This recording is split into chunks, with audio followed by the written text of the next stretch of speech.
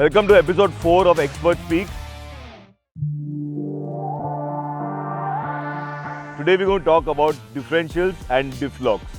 Now this car out here has a triple diff lock as it's claimed.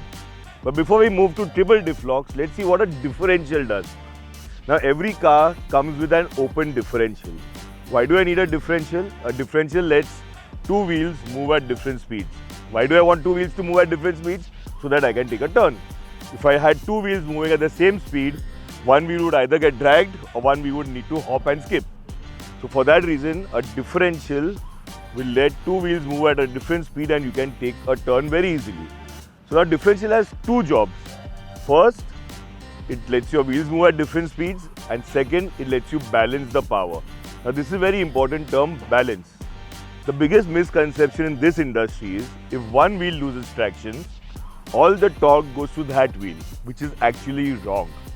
Torque is a rotational force and it only comes in when there is a resistance. More the resistance, the more the torque is produced by the car. So if one wheel is in the air or has lost traction, what's going to happen is the car will only produce that much torque to rotate that wheel. So let's assume a car needs 100 Newton meters of torque to move forward, and when one wheel loses traction and that wheel needs only 5 Newton meters of torque, the differential is only going to send 5 Newton meters here, but it's not going to send 5 Newton meters to the wheel on the ground. The job of a differential is to balance the power.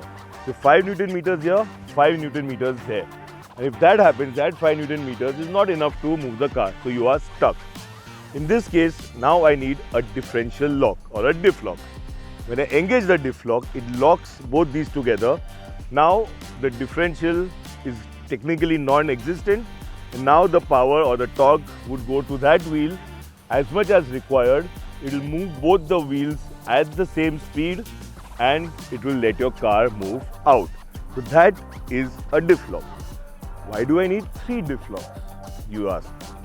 So when every car manufacturer says in a part-time 4-wheel drive, you cannot drive on the road with 4-wheel drive engaged.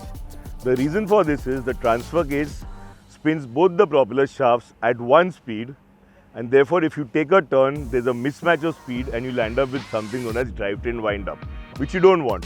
So ergo you have a center differential which lets these shafts move at different speeds. Now technically in this car you have rear, center and front. In the center, it's not a differential per se, it's actually a inter-axle lock or inter-propeller shaft lock. Anytime you engage that, it also has a reduction ratio in that. So the moment you engage the center lock, it locks both the prop shafts and it has reduction, so you get 4 low.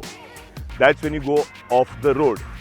Now you come to a terrain where you know you're going to get stuck or you're going to get lost in traction on one wheel. You would always switch on the rear diff lock first.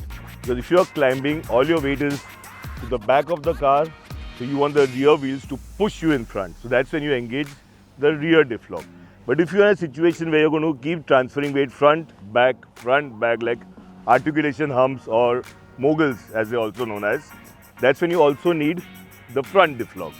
You can engage both the diff locks to get tremendous amount of moving power and you can move ahead. But a note of caution out here. Do not engage diff locks when you're on high traction surface, and always engage diff locks when the wheels are straight, and always disengage the diff locks when the wheels are straight. Now since the diff locks lock the diff, when you turn, your wheels are going to rotate at the same speed. So make sure you avoid turning with the diff locks on. Always try to be in a straight line when diff locks are engaged. Disengage it, make your turn, and then if needed, re-engage diff locks. You want to avoid strain on the drivetrain, otherwise you'll end up twisting or bending an axle. So hope you understand what diff locks are used for, when to use them, how to use them.